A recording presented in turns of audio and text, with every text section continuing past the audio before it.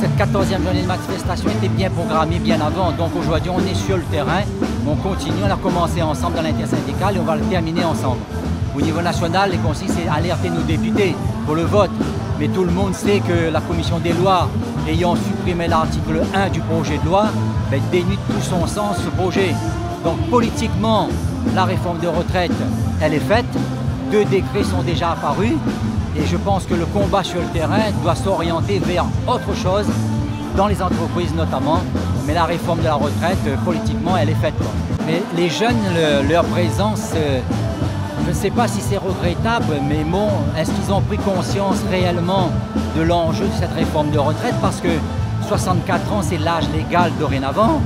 Et quand on sait quelqu'un, un jeune en études, avant 25 ans, 26 ans, voire 30 ans, être sur le marché du travail et pouvoir avoir 43 années de cotisation, je pense que pour eux, ils ont tout intérêt à voir sur le côté que devant eux, ils auraient dû être sensibilisés là-dessus. Peut-être qu'ils les étaient, mais ils n'étaient pas encore conscients de la répercussion pour leur jeune âge et dans l'avenir dans lequel ils vont se retrouver au niveau de la retraite. Peut-être que là aussi il y a un désintéressement, je ne sais pas. À eux de voir dans l'avenir, est-ce qu'ils ont fait le bon choix de ne pas nous appuyer comme il faut sur cette réforme.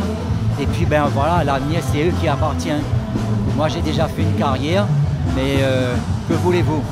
L'être humain est singulier et à chacun ses responsabilités.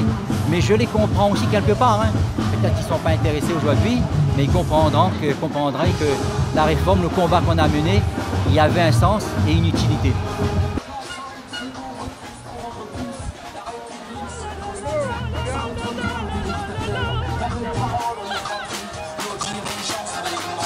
C'est une journée de résistance, parce qu'il ne faut jamais se résigner. Ce qu'une loi a pu faire, une autre loi peut défaire. Et c'est cela la grande espérance.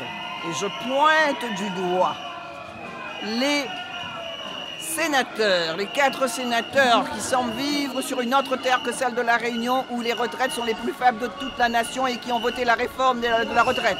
Je pointe du doigt tous les politiques qui trouvent grâce dans cette politique qui est menée par ce gouvernement. Est-ce qu'ils sont les vassaux? Ce sont les vassaux du gouvernement.